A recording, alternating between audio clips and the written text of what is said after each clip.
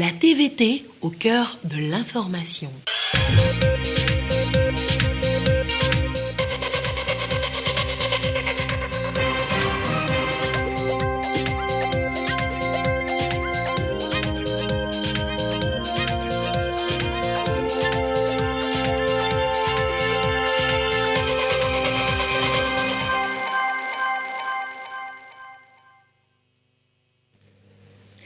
Mesdames, Messieurs, bonsoir. Bientôt le recensement général de la population togolaise. Il aura lieu du 23 octobre au 12 novembre prochain. Il s'agit du 5e recensement au Togo depuis les indépendances. Les élus du peuple se forment pour jouer leur partition au cours de cette opération. Des précisions à suivre dans ce journal. La 3e édition du mois du consommé local se tient ce mois-ci. Les producteurs du Made in Togo sont à l'honneur. Occasion pour la rédaction de vous faire découvrir et redécouvrir des produits Made in Togo. Et puis, 66 enfants sont morts en Gambie. 4 sirops contre la toux et le rhume sont pointés du doigt. Produits en Inde, ils contiendraient des substances toxiques. C'était les titres de cette édition. Bienvenue, voici le 20h. Le 5e recensement général de la population togolaise, c'est du 23 octobre au 12 novembre prochain. Une opération qui permettra de recueillir des informations sur les individus, les ménages et les logements. Les élus du peuple sont mis à contribution. Ils se forment pour mieux sensibiliser et mobiliser les populations à la base. Solange Amondé, Eli Agba Nyadao. Les députés togolais à l'hémicycle, non pas pour une plénière, mais pour plancher sur le dénombrement général de la population togolaise et de l'aménagement du territoire. Une remise à niveau pour leur permettre de servir de relais dans la mobilisation et la sensibilisation de leur population à la base. Donc ce que nous, on va faire, c'est d'aller dans nos préfectures, dans nos localités, dans nos circonscriptions électorales, pour sensibiliser la population sur l'intérêt de ce recensement et pour les appeler à y participer tous. Il est question, à partir du 23, de descendre sur le terrain et de jouer notre rôle en ce que ce recensement-là soit réussi. Réaliser des travaux cartographiques, disposer des outils et des applications informatiques nécessaires, déployer des agents de terrain, c'est la tâche à assigner au bureau central du recensement. Le rôle, c'est d'amener la population à adhérer d'abord au processus et aussi à se faire recenser au moment opportun. Et également à accueillir les agents recenseurs lorsqu'on va lancer le processus pour que le travail puisse se faire dans de bonnes conditions. Il faut aussi que la population donne des vraies informations lorsque les agents viendront dans leur ménage. Le premier recensement de la population du Togo date de 1960. Le pays est à son 5e cette année.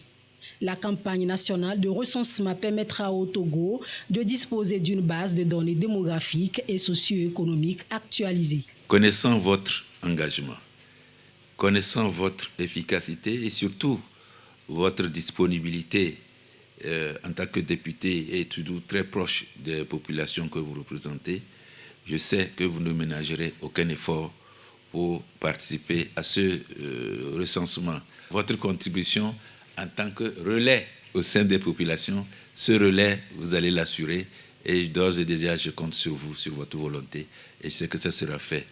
Je voudrais aussi dire que cette séance d'information et de sensibilisation, nous l'apporterons aux confessions religieuses, à la chefferie traditionnelle et au secteur privé.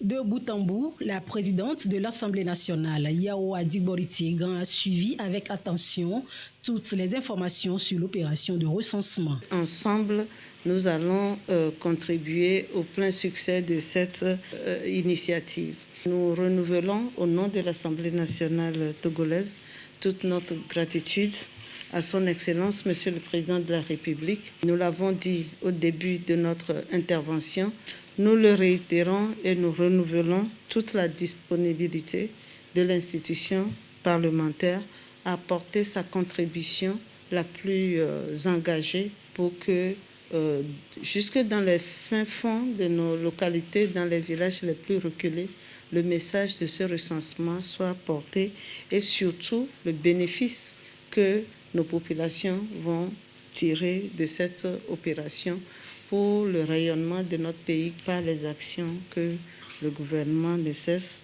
de mettre en œuvre sous la très haute impulsion de son Excellence, Monsieur le Président de la République, Faure Eswazina Gnassingbé.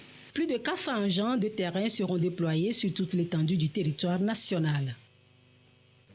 La première édition de l'Académie pour l'entrepreneuriat des femmes africaines a pris fin ce matin à Lomé.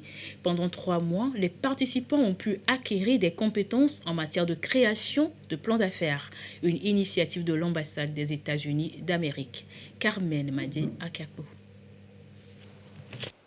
Ces femmes ont en 3 mois radicalement changé leur façon d'aborder les affaires. Elles sont désormais plus proactives dans la recherche de partenariats et plus disposées à rejoindre les réseaux d'entreprises de femmes. La première édition de l'Académie pour l'entrepreneuriat des femmes africaines, AOEA, a tenu ses promesses.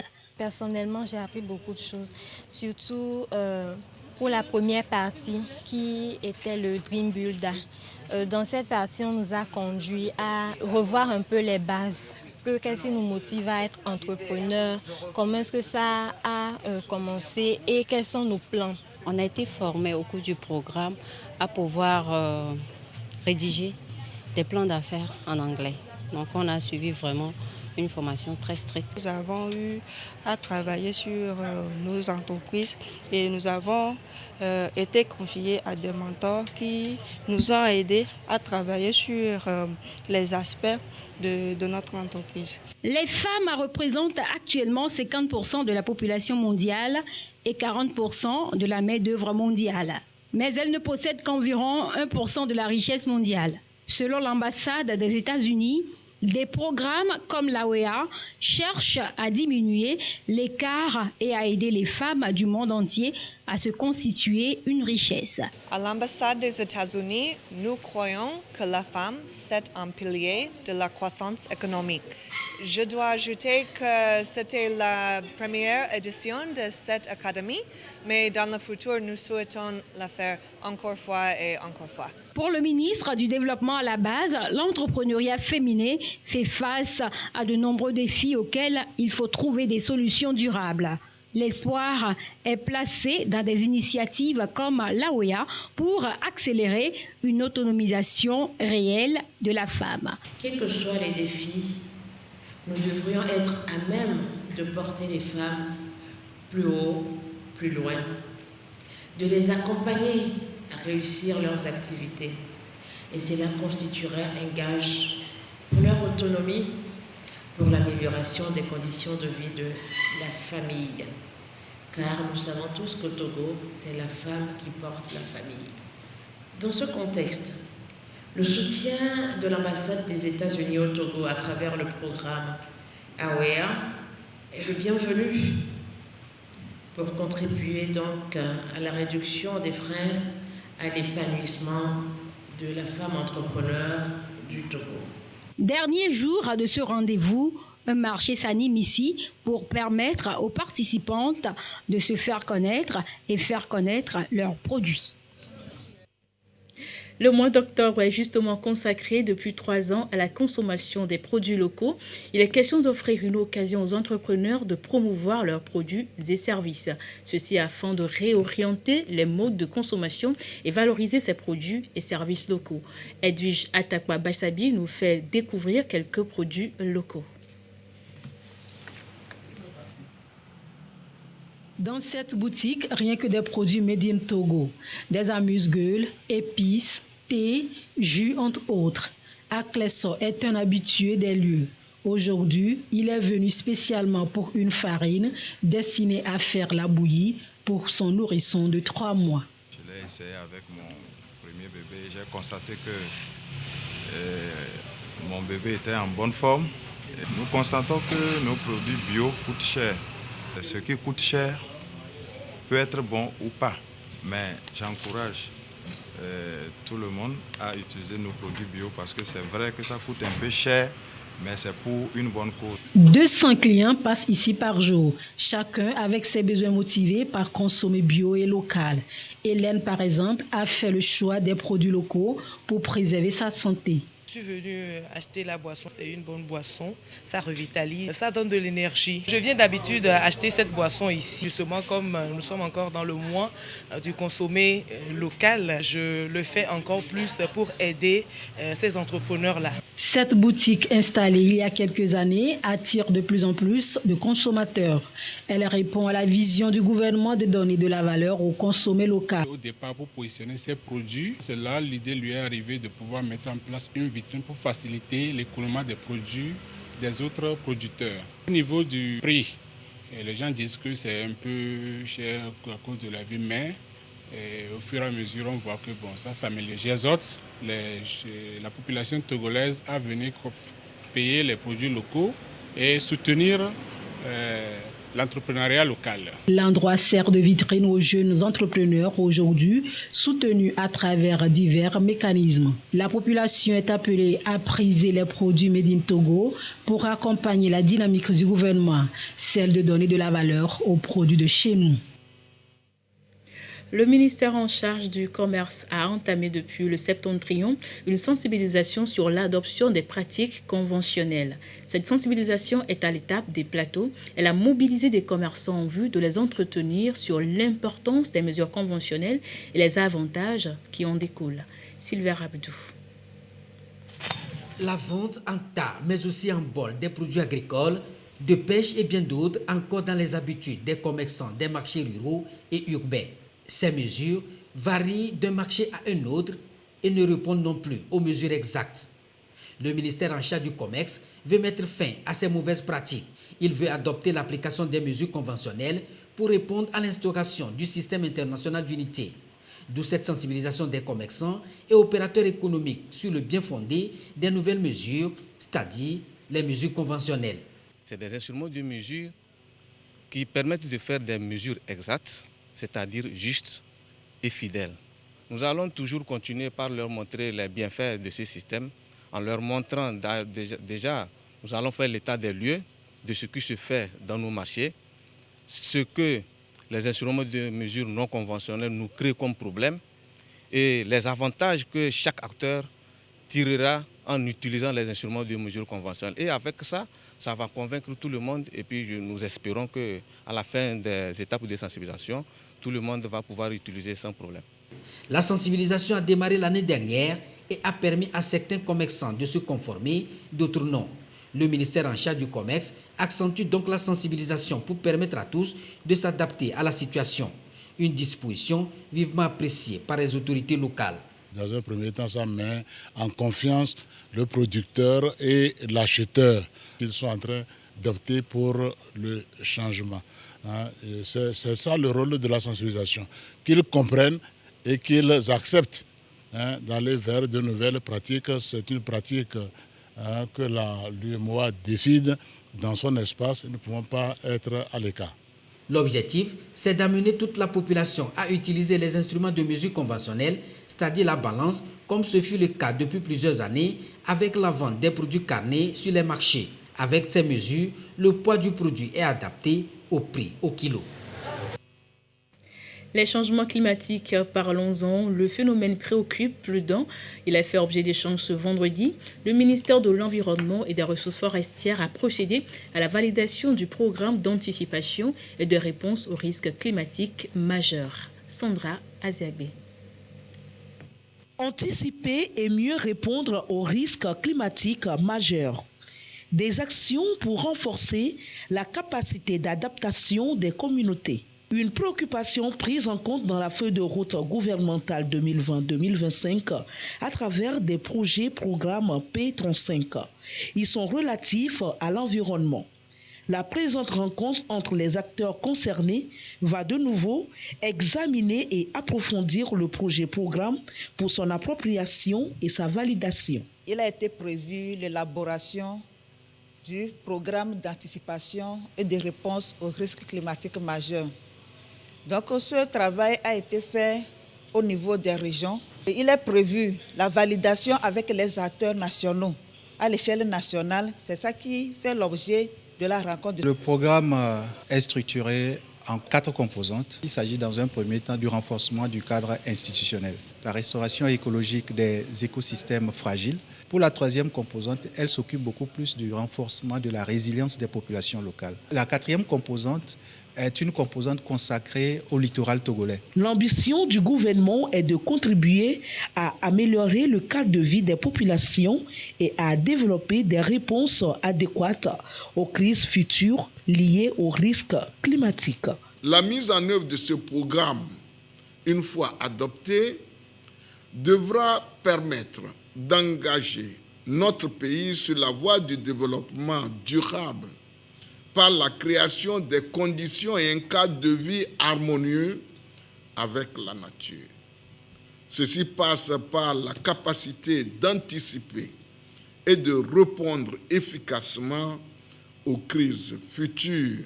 Ce programme d'anticipation et de réponse aux risques climatiques majeurs se veut une solution pour renforcer les initiatives innovantes et volontaires entreprises dans les différentes localités. Ceci en vue d'un changement transformationnel durable. Autre phénomène préoccupant qui met en mal l'environnement, la divagation des animaux. Autrement dit, ces animaux qui se trouvent hors de la propriété et de la surveillance de leur maître. En solution, l'opération Faucon. Elle a été lancée hier par l'ONG Togo Environnement Propre. Une signature de partenariat entre cette ONG et la fêtière des communes a marqué le démarrage de cette opération. Sandra Aziagbe. C'est désormais scellé le partenariat entre l'ONG Togo Environnement Propre et les communes de Lomé pour aller les traquer, moutons, chiens et autres animaux en pleine divagation en ville. Le phénomène se vit au quotidien dans les rues et quartiers de Lomé avec les conséquences parfois désastreuses. L'urbanisme fait détruire la flore. Donc cette reconstitution de la flore se fait par l'action de l'homme.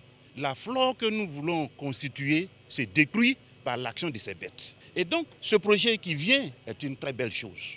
Désormais, la brigade de veille environnementale de l'ONG TEP veillera pour corriger le tir avec les services techniques des communes. Une mission de traque menée dans le cadre de l'opération Faucon. L'opération Faucon va consister premièrement à faire une grande sensibilisation dans les communes partenaires. Nous avons un certain nombre d'équipements bien adaptés qui nous permettront de bien mener notre action sur le terrain. Ce projet anti-divagation des animaux dénommé l'opération Faucon est lancé ce jour et sera piloté dans le Grand Lomé dans un partenariat avec les communes signataires. L'opération Faucon, un canal par lequel la capitale va retrouver son image d'antan, Lomé la Belle. Si nous ne prenons pas soin de notre pays, les partenaires ne nous accompagneront pas.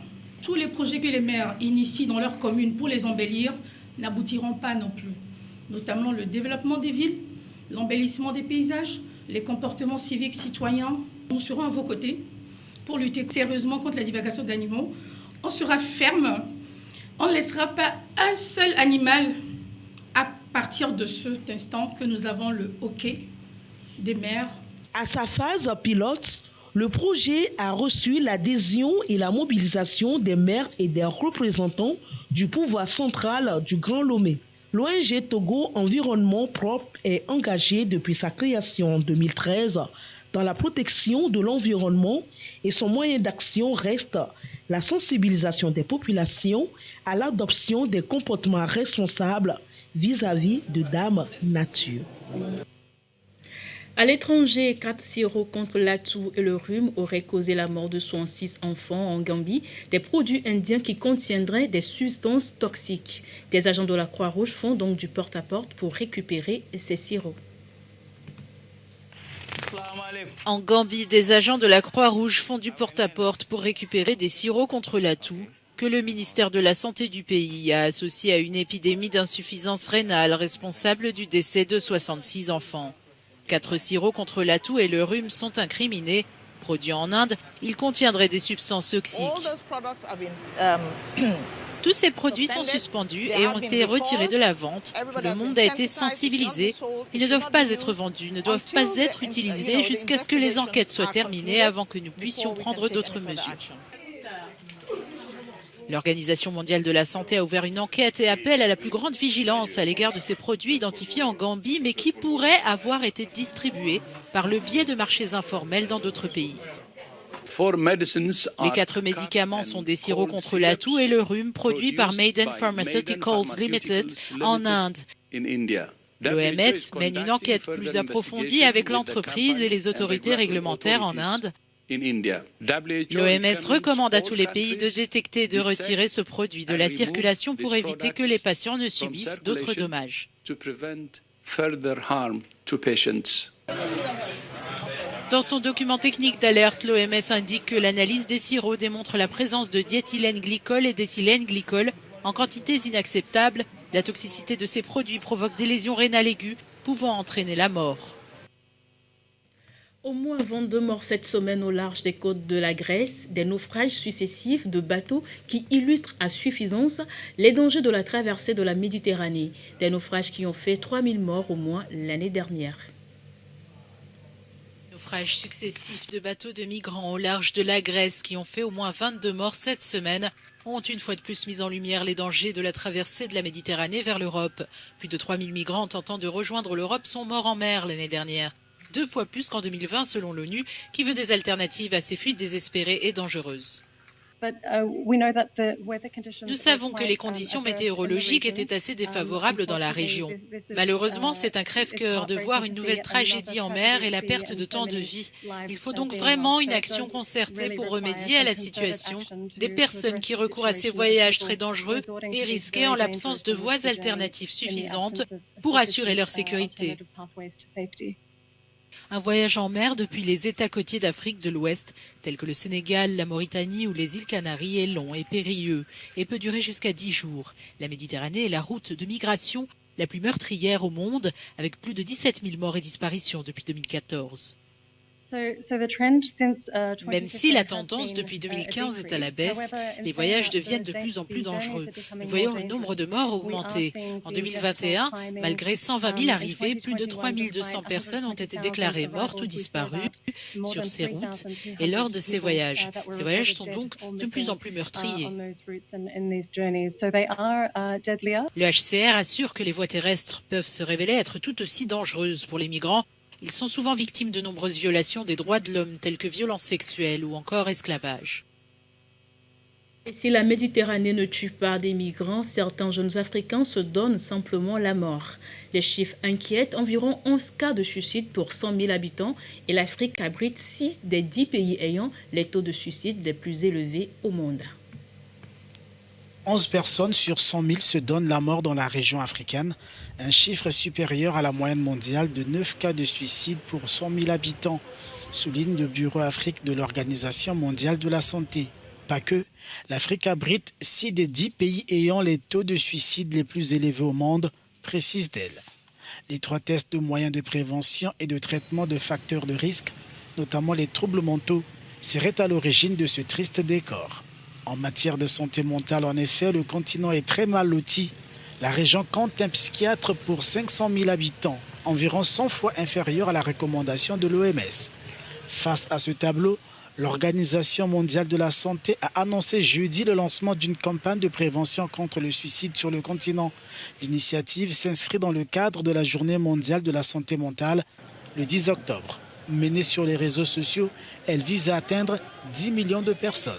Il s'agit de sensibiliser le grand public et de mobiliser le soutien des gouvernements et des décideurs pour qu'ils accordent plus d'attention et de financement au programme dédié à la santé mentale, souligne un communiqué de l'OMS.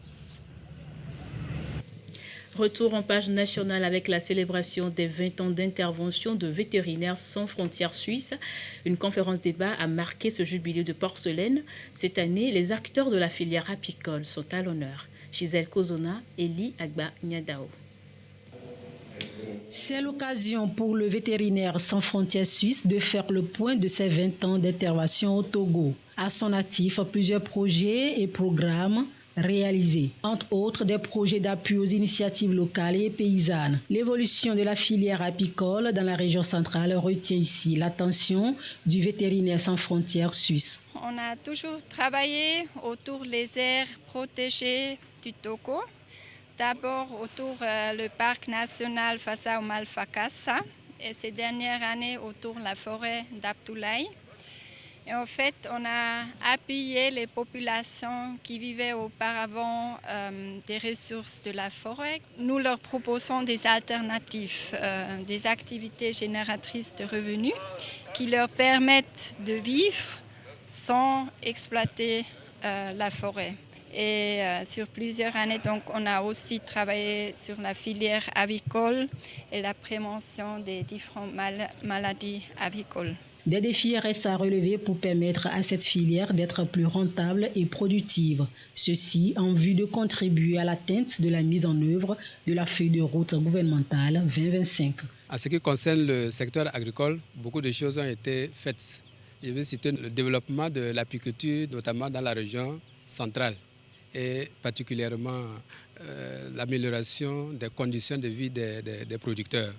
Il s'agit aujourd'hui d'aller à l'échelle, c'est-à-dire de relever les goulots de tremblement, les défis qu'ils rencontrent pour permettre à cette filière d'être plus rentable et plus productive. Pour ces 20 ans, Vétérinaires sans frontières Suisse au Togo veut faire des analyses dans la perspective de l'évolution de la filière apicole dans la région centrale. Il veut ainsi améliorer le bien-être et la résilience de la population vulnérable en favorisant la santé et la productivité de leur cheptel au sein d'un environnement durable préservé. Concours Reine des sciences et technologies, une compétition qui promeut la gente féminine. Elle a été lancée ce vendredi par la Fondation Assal. Il est question de susciter l'intérêt de la jeune fille pour les domaines des sciences et technologies. Marie-Reina Beta et Koussala. Qui des 12 candidates au concours d'excellence Reine des sciences et technologies pour remporter la couronne à cette première édition? Trop tôt pour le savoir. La compétition initiée par la Fondation Assal vise à promouvoir l'intérêt de la jeune fille pour les sciences et technologies. Aujourd'hui, il est important que nos jeunes puissent embrasser les filières des sciences et technologies, et ceci dans l'équité. Et c'est pour favoriser la couche féminine que la Fondation Assal a initié ce concours afin de les inciter à s'inscrire dans ces filières-là et aussi trouver les moyens pour accompagner les jeunes filles qui s'illustrent bien dans les domaines des sciences et technologies. La phase d'inscription qui s'est déroulée du 12 août au 30 septembre 2022 a permis d'enregistrer 77 candidatures. 69 parmi elles sont conformes aux critères définis pour le concours. 12 candidates sont enfin qualifiées pour la phase finale. Tout d'abord, il faut avoir le BPC. Ensuite, il fallait que le dossier soit conforme, donc déposé dans les délais. Il faut que la candidate soit âgée de moins de 17 ans. Donc ensuite, nous avons les notes dans les matières scientifiques, maths, sciences physiques et SVT. Les notes doivent être supérieures ou égales à 15. Il faut aussi une conformité entre les notes durant l'année scolaire, c'est-à-dire le bulletin, et les notes obtenues au BPC. Autrement dit, quelqu'un qui avait des notes inférieures à 15 en classe et qui a des notes de 18-20 au niveau du BPC, ça ne passe pas aussi. Ce concours intervient au moment où la question d'orientation scolaire des jeunes filles dans les filières scientifiques reste d'actualité. Le rendez-vous est pris pour ce 8 octobre à l'hôtel 2 février pour la finale. Je vous fais à présent le point sur la situation de la pandémie au Covid-19 au Togo ce vendredi 7 octobre 2022. Nombre de cas à confirmer 39 169, nombre de personnes guéries 38 744, nombre de cas actifs 139, nombre de décès 286. Signé professeur Moustapha Mijiawa, ministre de la Santé, de l'Hygiène publique et de l'accès universel aux soins. Move Africa a récompensé les gagnants du jeu Promo Conso. Leurs numéros ont été sélectionnés. 2 voitures étaient en jeu. La toute première a été raflée par M. Evou Koshivi, Gisèle Kozona et Li Agba Niadao. Un véhicule officiellement remis à Kosivi et vous, le regagnant du premier gros lot du jeu promo conso de Move Africa. Une récompense qui marque la fin de la première phase. C'était pas difficile, mais c'est que il faut investir, sincèrement. Parce que c'est pas... Oui, j'en ai mis. Et bien ça, c'est plus de... Je sais même pas plus, hein. Sinon il y a l'émotion qui revient, mais j'ai mis un peu quand même. Je vais circuler dans tout Lomé avec ça. C'est une bénédiction en fait. C'est pas du toc, c'est du vrai. Tout comme son numéro, d'autres ont été tirés au sort. Près de 300 gagnants. Parmi eux, Komi Adibi, étudiant en droit à l'université de Lomé. Il remporte un tricycle. Je viens de repartir avec un tricycle, ce n'était pas l'objectif, mais je suis super content. Et voilà, il y a une autre voiture qui est en disposition. Je crois que, pourquoi pas, la seconde chance serait à mes côtés. Ceci n'est pas seulement un jeu pour Move Africa, mais un moyen de féliciter et d'encourager ses abonnés. Un autre véhicule et d'autres gros lots sont encore en jeu. Et c'est après souscription via étoile 550, étoile 1, dièse. Nous sommes heureux parce qu'il y a des abonnés qui ont cru en nous, qui ont cru en ce jeu, qui ont accepté s'amuser avec nous et cumuler des points. Ils se sont inscrits via étoile 550, étoile 1 dièse. Ils ont cru, ils ont consommé et aujourd'hui ils sont récompensés. En dehors de la voiture, nous avons offert aujourd'hui le premier tricycle aussi de cette promo conso et aussi une moto. Avec un bon d'achat d'une valeur de 500 000 francs. Nous invitons tous nos abonnés à continuer par s'inscrire, à continuer par consommer pour pouvoir gagner les autres lots qui restent. Et nous avons le gros lot qui est une enveloppe financière de 10 millions de francs que nous allons tirer à la fin de ce jeu, de cette promo conso. Le jeu promo conso continue et est ouvert à tous ceux qui veulent y participer. Mais attention, seul le numéro 99 99 07 77 peut vous informer d'un éventuel gain. Et ce soir, au cœur de la nation, débat autour de la paix dans le cadre du mois de l'amnistie de l'Union africaine. Taire les armes pour sonner la paix, c'est le thème de l'émission présentée par l'Istami à partir de 21h sur la télévision togolaise. Ainsi s'achève votre journal préparé par l'ensemble de la rédaction et de la réalisation. Merci à vous de l'avoir suivi. Bonne soirée chez vous et à très bientôt sur votre chaîne, la télévision togolaise. Au revoir.